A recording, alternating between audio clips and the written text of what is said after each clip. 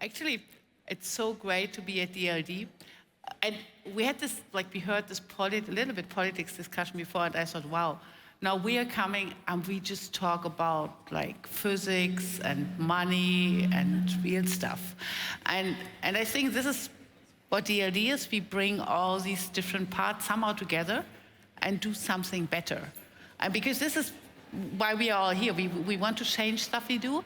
And I'm particularly excited to talk about energy because a couple of years, a decade ago, people would have said energy is really boring, bad, old, utility world. Energy is one of the most exciting things on the planet. And when you hear about AI, when you hear about all this great stuff, for me, the greatest thing is what we are changing in energy. And Steffi alluded to that. If we don't change what we do in energy, actually we are in deep trouble, and our kids are even in deeper trouble. So we need to do something. And what is nicer if you're innovative and if you love technology and business than to change something? And this is a journey we both want to take you on. Why do we need to change something, and why is it so exciting? Why is it actually a good value proposition for people to be part of this, for capital to be part of that? And if you look a little bit into this energy system in Europe, I mean, if you read the news, especially in some parts of Europe, it sounds like energy is really bad because it's expensive and terrible and it's chasing the industry away. And I think that's just so wrong, because actually Europe has profited from an energy system for the last 150 years, which has been stable and has supplied our growth. And it's really working. I mean, the lights are on all the time, so it's really working. And now, in this running, in making Europe work with energy, we're changing the system. And this is why it's so exciting, because we are successful, we are doing that. We are changing a system towards green. And this is not just, hey, we need to have green generation. Yeah, green generation is important. But if you start from the green generation, a lot of stuff comes into play, which opens our world for innovation. Because actually you do green generation, a lot of innovation. But then you need to get this green generation somewhere with a lot of different cables, transformers, intelligence, etc. And then this somewhere, in the end, are end consumers, which also completely change their behavior. And they change from being somebody who puts a light bulb in and is paying per light bulb each year towards somebody who's storing energy, generating energy, and using energy. So we are in a system which is changing actually rapidly at both ends. One end, generation from stable, reliable, central towards very volatile, decentral, and not in the right places. Sorry about that, but Morocco, from an energy system perspective, wouldn't have been the first choice, let's say, 10 years ago. And on the other hand, at the industry side and at the end consumer side, towards completely different things with electrification, with stuff we never thought we'd do, that we store energy in homes, that we have bi-directional loading in cars. Both of this is changing. It's opening either a challenge, if you read newspapers, or a terrific world to do the right stuff. Because to get this done, we need to have all the right ingredients. And this means we need to open our minds. This is not about ideology. This is not about choosing a party. This is about being open towards innovation and taking all the right parts to decarbonize our world and still be sustainable also in the other parts. It's not all about decarbonizing. So what do we need? We need to find the right innovation. And we heard this before, I think, from Verena and Ann-Christine, who heard that on startups. We have incredible startups in Europe. We just need to make this work. And for us at E.ON, as a corporation, that's super important that we have all these pieces from all the different startups. And I think one startup, and I'm kind of struggling talking to Fabienne, I'm kind of saying, hey, startup, because if you look at the size, what Fabienne is doing with Xlinks, the entire Xlinks team, yeah, it is a startup because they are starting something which is an essential part of the energy system. As much as we talk about hydrogen, batteries, digitalization, there are other parts. And she is representing another part, which actually is awesome. And a lot of things, like from a geopolitical perspective, from a logistics perspective, from a financial perspective. So I think really impressive. And I'm super curious what you're going to tell us now, because I fell in love with this project for a lot of reasons. And I think it's really cool. Victoria. So Fabienne. Thank you. Thank you for this nice introduction. And I'm very happy to be here because I hope it can inspire others in the room to think big and to dare the scale of what Xlinks is trying to do. I'm also here because I'm very honored to be with one of the leading tech women in the country, and I get a lot of inspiration from the exchange that we've had. And also because I love Steffi. I don't know where she is, but I'm very happy to be able to contribute to this forum. We need a slide, please. So what I'm about to share with you is, it's going to feel a little bit remote at the beginning from the AI topics we've been discussing in the last day and a half. But you'll see in a minute how relevant it is to solving the European energy crisis. This is the project. So what you're seeing is, it's called an interconnector. It's connecting Morocco, as Victoria pointed out, to the United Kingdom. And it is currently the largest interconnector project in the world. So I think I can do this without standing up in my back. I know the project well enough by now. So starting from the bottom up. At the bottom, you're starting in the desert in Morocco, in the region of Tantan, for those who know the country well. And we're generating electricity at a very high scale in a mix of 70% solar and 30% wind. I'll spare you the numbers. You can probably read them up there. The area we're covering for the wind turbines and the solar panels is about 4,000 square kilometers. So it's larger than, let's say, the biggest city areas in the world. The conditions in the desert are phenomenal. We have 12 hours of pretty constant sun every day.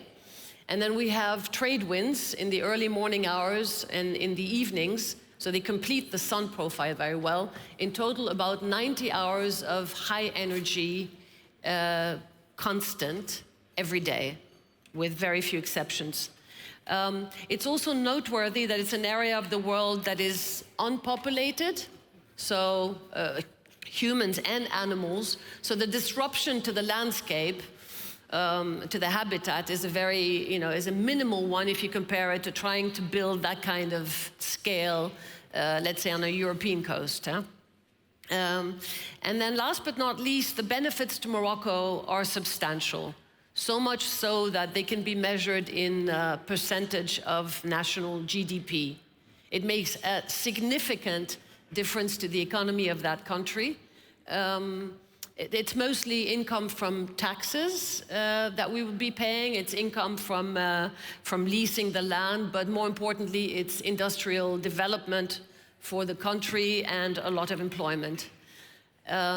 So, if you have any back thoughts of, neo-colonialism or exploiting Africans' resources, this is not what Xlinks is doing, which is why we're hugely welcomed by the Moroccan government.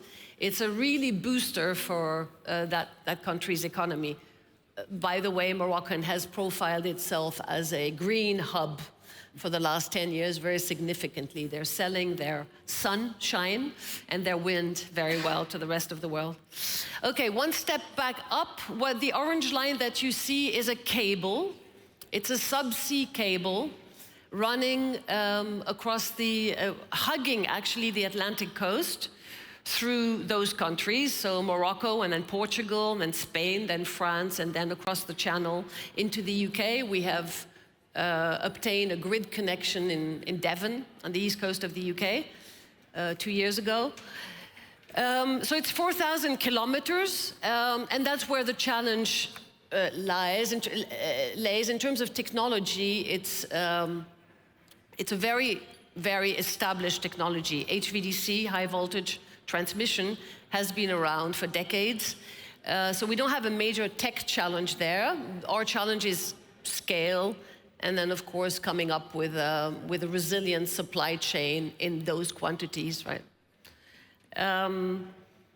And two things about the interconnector that are important to know. One is electricity travels very fast.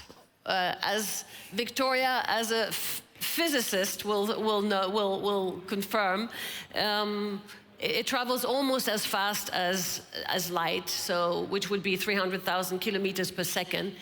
In any case, with a couple of hurdles on the way, we transport the energy from the point of production in Morocco all the way to the UK grid in 8 seconds.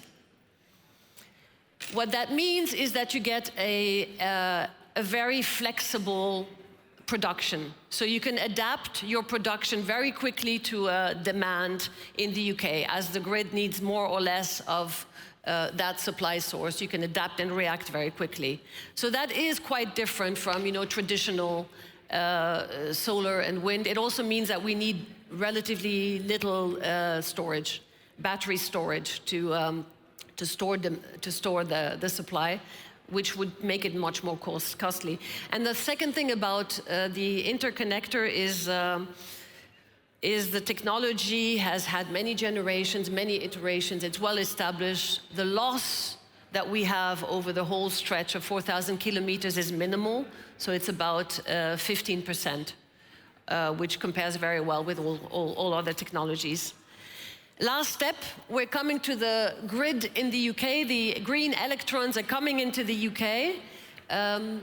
It has a substantial impact on the UK grid, the national grid, because we aim to serve 8% of the total energy need of the country.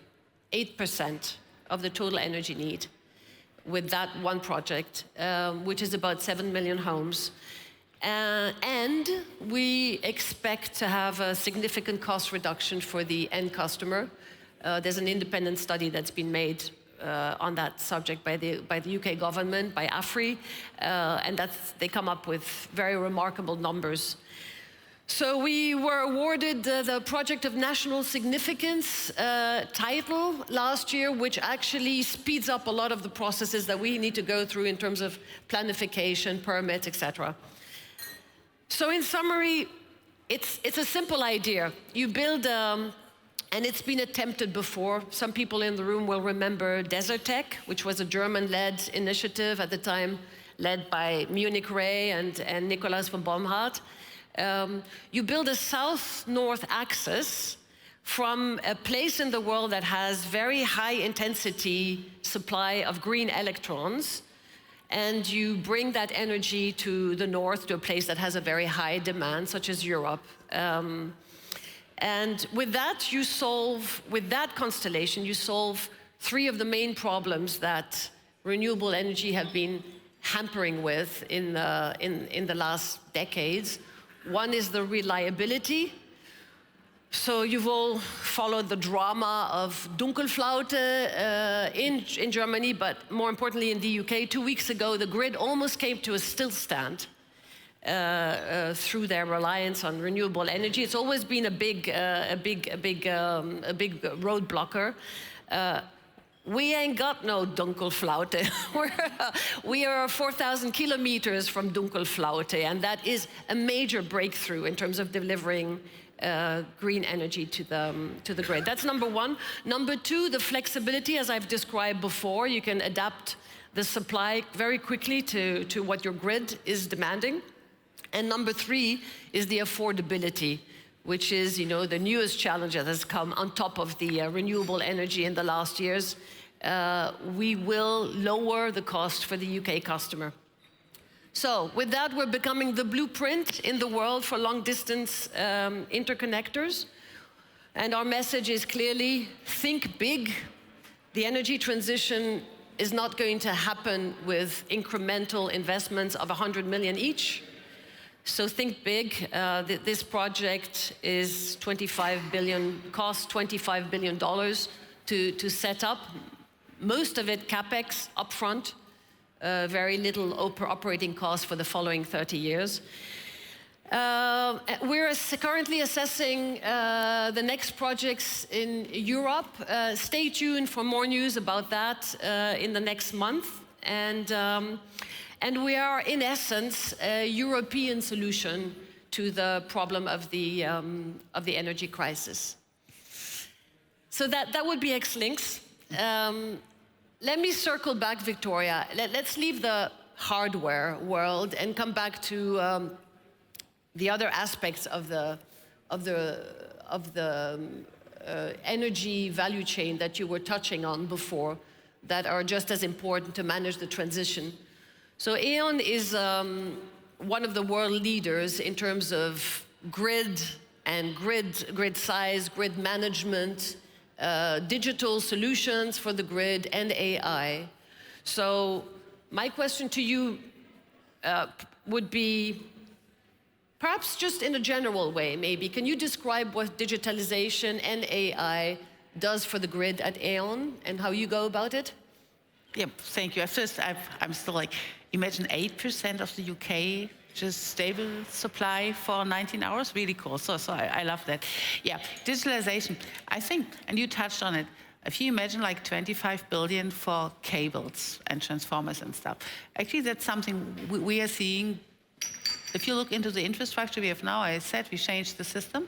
Alone in Germany, we connected around 1 million of renewable assets.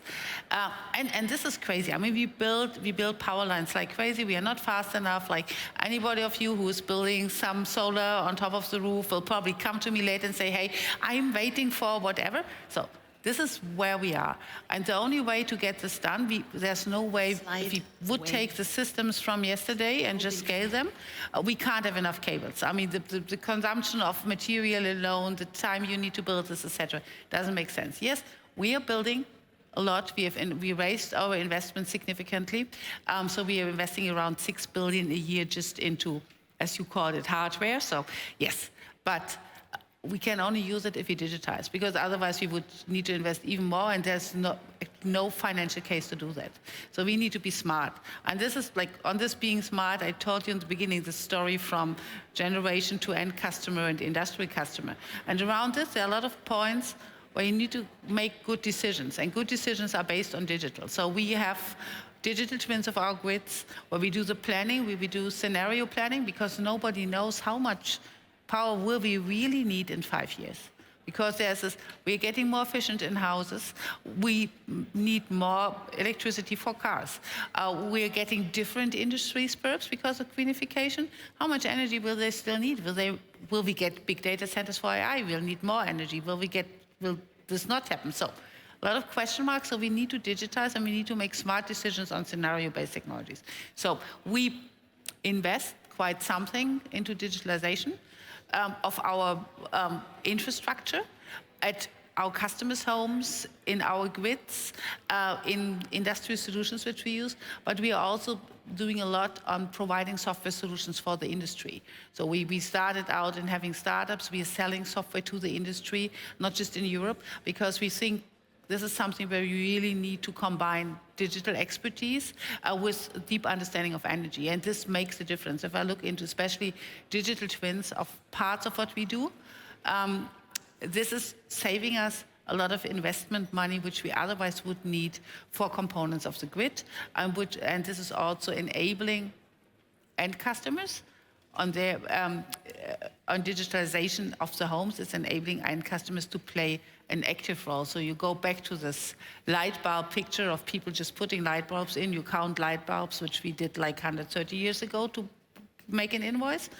Actually, now we are finally, in most of the countries in Europe, Germany a little bit slow, we are finally changing towards not counting light bulbs or electrons, but per year, but really looking each second what is happening and giving people the possibility to be an active part in this energy world and deciding when to use energy, when to share their energy, and when to store energy. So a new world happening with digitalization. If we don't do this, if we don't invest into digitalization, smart meters, digital grids, digital control of generation, digital mixing of all the different options for generation, it's not going to happen. So this is what happens in digital, and AI, application of classic AI and Gen AI has a big part in that, because it is complex problems based on a lot of data.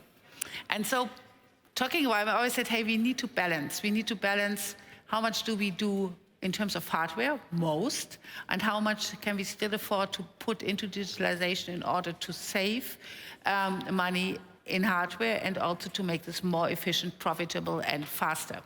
So for us, it's a continuous balance. So if I hear this 25 billion, I was like, wow, okay, that's really a lot of money. How do you do that if you're not a big and kind of, we always fight to be trusted. I think we are a trusted corporation. So how do you do that as a startup, raising 25 billion? I think that's quite an adventure history. So how did you do it? How do you do it? Victoria, I have to think of a German proverb, mühsam ernährt sich das Eichhörnchen. Slowly, different. So, the project, yes, it is mostly hardware. So we have, in the budget that we just discussed, we have the cable. It's almost half of the total cost. We have all the solar panels. We have the turbines, and then we have transformers at each end, which convert the current, AC, DC. That's what we had to finance. At least two challenges. One was, like every startup, I know I'll get a lot of empathy in the room for all the startups. You need to pace it right. When you're a startup, all you have to offer at the beginning is your equity. If you hand out that too fast to investors, you've gotten rid of your company. If you do it too slowly, you have a very quick risk of imploding. So pacing the stages of fundraising as you build your assets and increase the valuation of your company, getting that right is very central. The second one was a very specific challenge we had at Xlinks, which was we were from the outstart too big for the typical VC, even for consortiums of VCs. They do handle that risk and much higher technological risk than what we were bringing forward, but they don't handle that kind of volume. So we couldn't really go down that path. And then you have huge infrastructure funds that are very much used to those numbers, but they would not take the risk of an early stage development. So we were stuck with that for a while. And then we were very lucky, relatively early, to find industrial investors who were fascinated with the projects, who did their due diligence and believed we actually mastered the technology and were completely able to deliver. So Octopus, as a matter of fact, was a seed investor, and we have Greg Jackson on our board. And then quickly after that, in Series A and B, we had Taka from Emirates, who have been hugely supportive. We have Total Energy, we have GE, Vernova, and we have AFC, African Finance Corporation. So this is our pack. They've been with us for the last 2 years, and they're likely to now fund the next rounds. So you have to get there first. If you'll allow me just one more thought about it. The time, what is our time? We still have a bit. I want to say that you build your financing as you do at E.ON, but you build it in different tranches. And the government has a very essential role to play, not only in Europe. I'll say we're fully private. We're not subsidized in any way or form. It's not part of the business model. But without the support of the government in the UK, we couldn't have pulled this off the ground. And the way they support us is by giving us a price guarantee. It's not a subsidy, because the way the mechanism works is if the market price is higher than the agreed price, you pay the money back to the government. So it goes both ways. But that was very essential for us to stabilize the cash flow. In Germany, you don't have that, but you would use long-term contracts, so PPA agreements, etc. So that's how we did it. Back to you, Victoria. How does E.ON go about spurring innovation together with startups or other ways? How do you get innovation and rolling? And now I have everybody. I think we have innovation seeded in our company. which we sometimes externalize, sometimes just roll out. But I think the really cool thing, which I'm really excited about, is partnering with startups. We have a venture fund, which we are, like, we have an own venture fund. We have opened a new venture fund with partners. And we also invest into startups and sometimes even buy the majority to evolve this technology and scale it. And that's something where we are really proud of, like partnering and being a partner, which actually is not eating up startups, but making them thrive, making them international and functional. So I think like, this Xlinks example and a lot of others you hear around, I think Europe is profiting from this change towards green energy, and not just in terms of having a better climate and being a good citizen of the world, but actually this push is giving us innovation. So I think we make new energy work, and we don't just make new energy work, but we give a room for a lot of startups, for a lot of profitable investments, because Europe is going green. And we need to export that. We need to be like more open about this, pushing for it, because we have a place and we actually can earn a lot of money, especially in the US and Asia, etc., in Africa, if Europe is open enough to work with all these different continents and export the stuff, invest, export, and go for it. So I think I'm super positive, and I think you're giving a great example how this works across continents and will help us a lot as Europe as well. So. Yes, thank you. I think our time is out. I think just to close this, I was very inspired, as I think you were, by the discussion between Anne-Christine and Verena this morning about the potential, the unique potential we have in Europe, and how we need to, you know, to bank on that as opposed to being focused on all the things we can't do. So from this example and all the ones you deal on a daily basis with, where do you see the main opportunities for Europe in the energy transition? Look, I think so many, and actually look at all these great startups. And Xlinks is one of them, a lot of others around, and I'm super future positive. We will make this no matter which country elects whomever and which coalition. We just do this from a business perspective. We are innovative, and it's about people. It's not always about government. So thank you. Thank you.